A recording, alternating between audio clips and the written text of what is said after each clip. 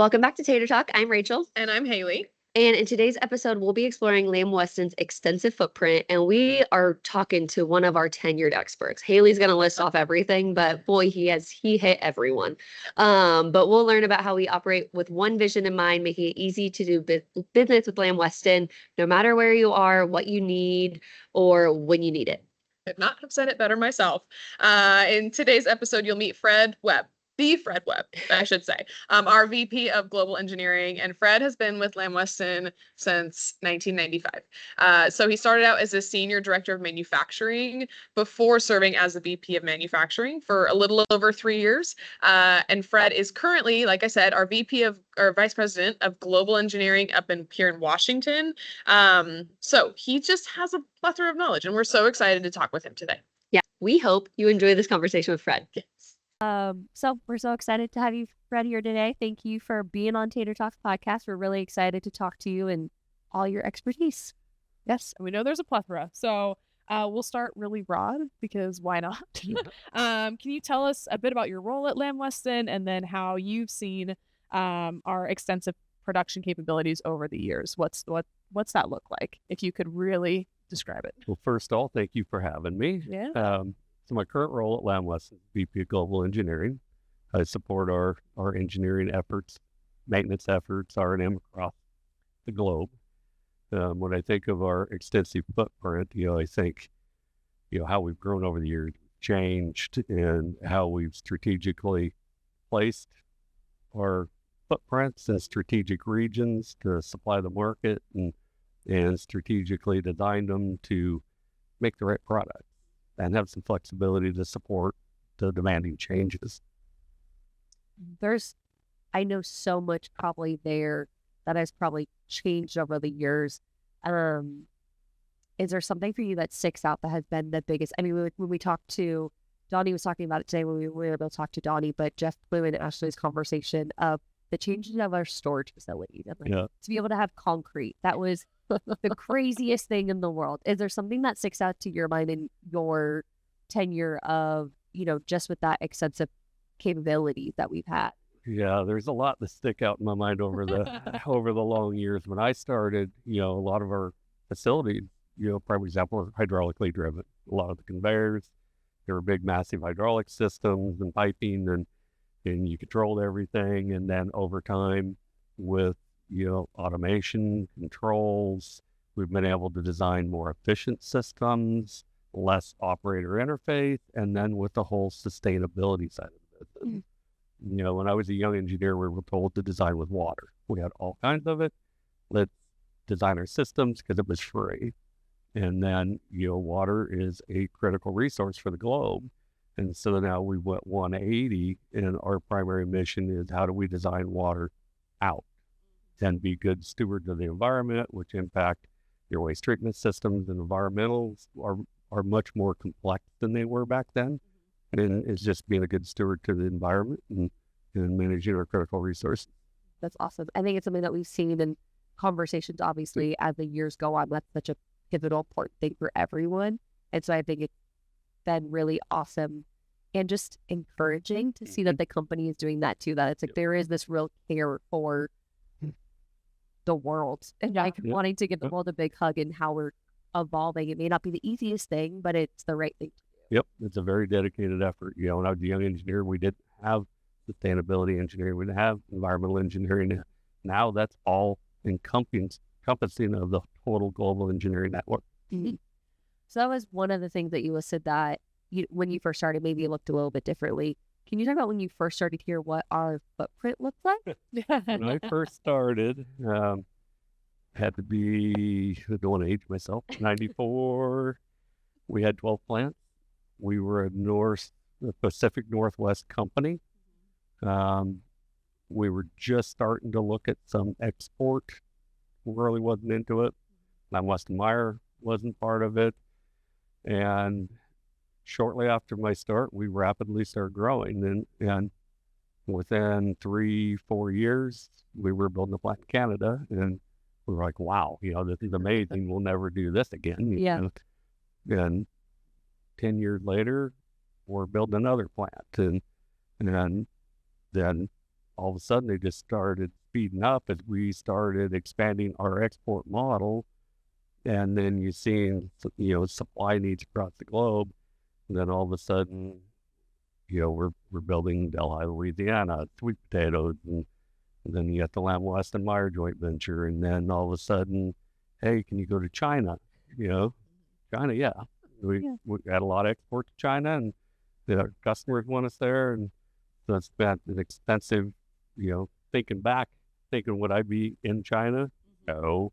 All of a sudden, I'm a local kid in China trying to figure out how to build a factory, and then Argentina, and then Australia. And it's just been an amazing journey to see us go from 12 to this very strategic, 28, 29 plant network across the globe that's really set up to, to meet our customer needs and provide the right products to the right place. I think being up here, we know, and maybe this was why hydraulic engineering was so popular, being right by the Columbia. Is that the assumption because we were near water? We're in the Pacific Northwest. Yeah, you were near water, but we weren't taking river water, but there was a lot of well water. Yep. It wasn't nearly as populated. And just back then, globally in the U.S., we were not we didn't consider ourselves water restricted. Right. You could drill a well, you could get easy access to it, you can convey with it, you can wash potatoes with it. Yep. I mean, you could do almost endless and without, conveying mechanically with power, which was a more limited resource. Right. And because it was hydraulic, which was inefficient. And so it was the right thing at the time. Yeah.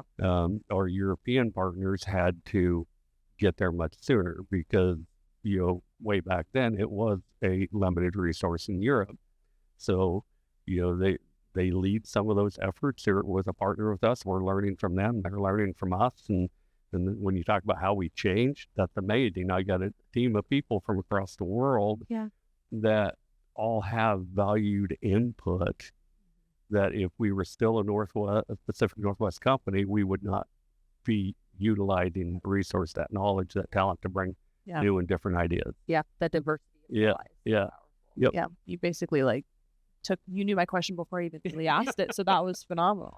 It was just understanding that, how we build a plant here we built plants here, has that set a blueprint, or do you go somewhere else and you find that we have to do it differently based on geographic region? We're trying to set that blueprint because I get asked all the time why all the plants look differently. Yeah. It goes clean back how it's different. When I started, it wasn't an industry you could just go buy equipment off the shelf. Yeah. And so Lamb Weston always had this very large, robust engineering team because if we were going to build a line, we'd go to a manufacturer that could build a fryer and we design it with them. In a lot of cases, we hold the patents on a lot of that stuff. But then over time, actual manufacturers have shown up and you're in the process of evaluating what do we think we have a competitive edge on that delivers to the customer versus what can we really get off the shelf. And we're setting that blueprint. You see that with Richard Line 5, Hermiston, Alpha in American Falls. They're very similar. And then same with the international design, because of different needs, they don't build the same, different support, different availability. Chinook in Argentina are basically a replica of each other. Groningen 2 is fairly similar from the same supplier. I'm laughing because I'm like, I know this is your job, but how you were just spitting all of these out and you're like, this is a replica. I'm like, geez, yeah, this is impressive. I can't even fathom remembering that kind of stuff. Well, again, that ages me, right? No, you're just a wealth of knowledge. You've absorbed all of it. I was going to say, what is that? It's wisdom. Yeah. You have all the wisdom. So, but I mean, to touch a little bit more on that global idea, we talked about maybe there are some challenges in building plants because places operate differently, but we know there are immense benefits to that, and maybe having a blueprint or just in general being in those areas. Could you maybe talk more about all those benefits we have now? When I think of building in different regions, a big component of it's assured supply to the customer. You can react to market impacts. I go back to the port disruption years ago. A lot of people don't remember that, that taught customers, hey, I got to have other means of supply. And then along comes COVID, right?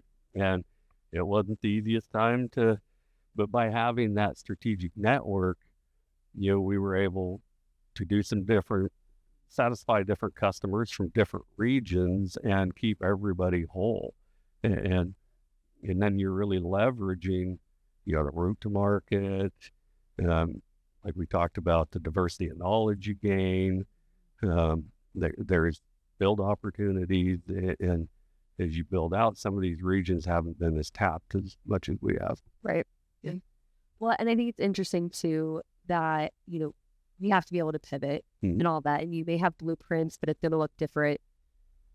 But throughout all of that, we're going to have pretty high standards, right? Yep. You can't just be like, okay, well, we're just going to go do that because that works, whether it's the best situation or not. And so can you talk a little bit more about those standards that we have? Yeah. Be consistent and ensure that reliable consistency that we always talk about. Yeah, and I get asked that question a lot from You're like, different, Yeah. different perspectives. I mean, you have people coming to the business, and why isn't everything the same? Yeah. Why isn't the fryer? Or, well, because again, I think a standard's different than most people because, for me to deliver the need to the company, I've got to think about what are the standards across the company.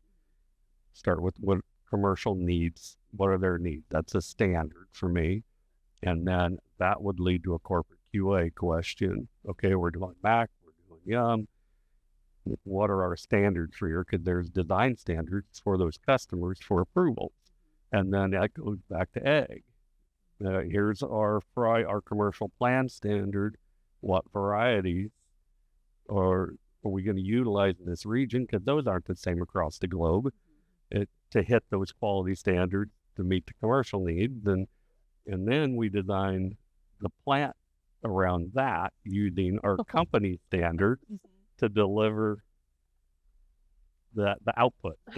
Yeah. Just an output. Yeah. Yeah. I know that's geeky engineering way of looking at Yeah, it, but it's but true, it's- the reality of it. yeah, I mean, if you can, basics, we got the design standard group within engineering that focuses on equipment standards and specifics. But when I'm asked standards, I always think of what's our quality standard to the customer, and then everything that's got to happen to meet that, from egg to quality, and how all that has to fit together.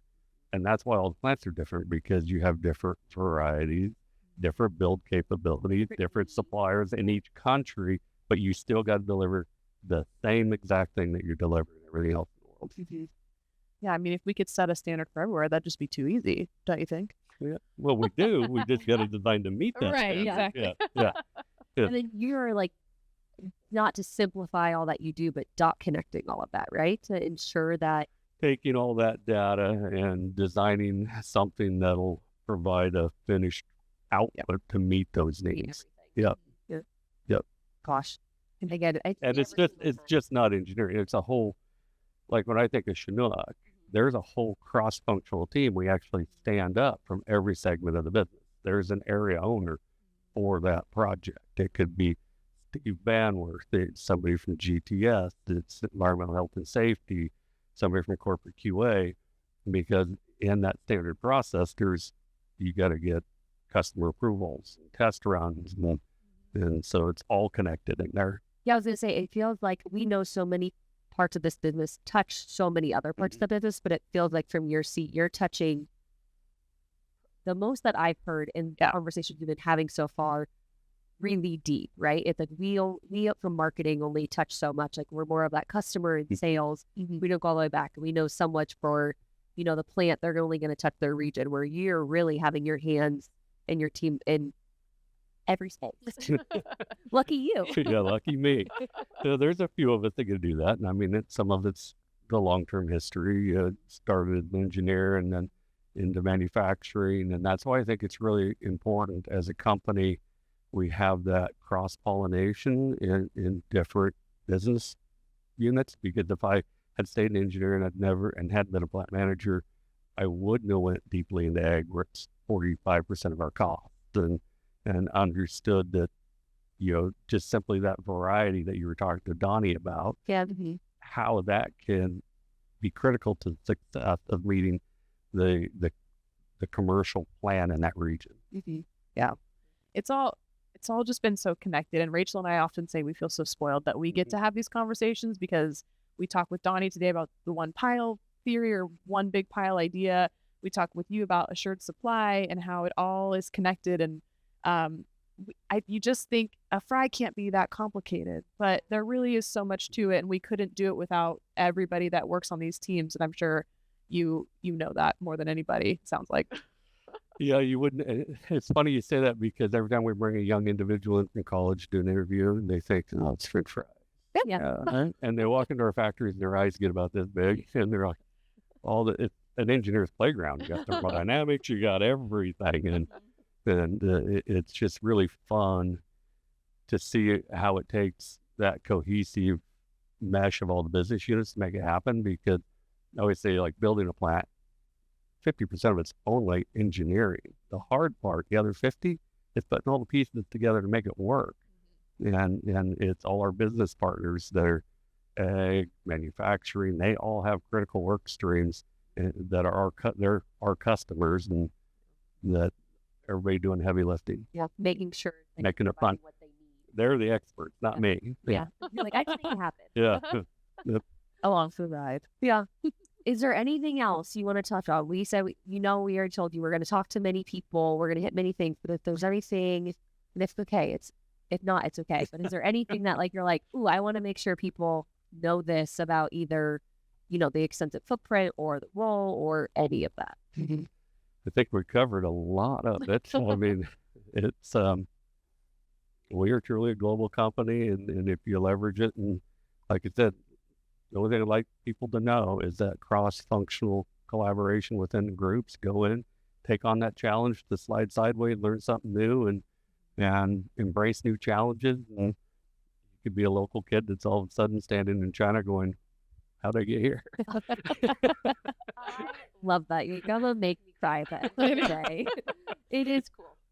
Yeah. We heard that a lot too, of just, the legacy here too, and the opportunity. I think it just really shows the value and the care of Lamb for its people, and just the growth of the company. Yep. Yeah. I think I also might use that. I'm going to call it a Fredism, the slide sideways. I haven't heard that, but I really like it. There's a lot of Fredism. Yeah. We're going to have to dive into those. Yeah, future podcasts. No, I mean, you nailed it with the people. Yeah. I mean, that's where, in all my years, that's where I'm really proud to work for this company. It's all the people and, the heavy lifting we all do together. I love that. It's a great way to end. I know. I was like, you did that perfectly. Thank you. Thank you for so being much. here. Nope, thank you for having me. That is all for today's episode of Tater Talk. I just loved the end of that with Fred. I just love how he ended that. And I think it just, really helps to remind all of us as we're having these conversations of the opportunities at Lamb Weston. And I mean, it obviously goes to show when Haley read his tenure in the beginning of all the roles and I keep forgetting what I call it, sliding. Yes. Slide- Slide sideways. Slide sideways. Mhm. And so, just being open to slide sideways. I love that. Love the conversation with Fred. Yeah, I think honestly it could move you to tears. So the way he said at the end.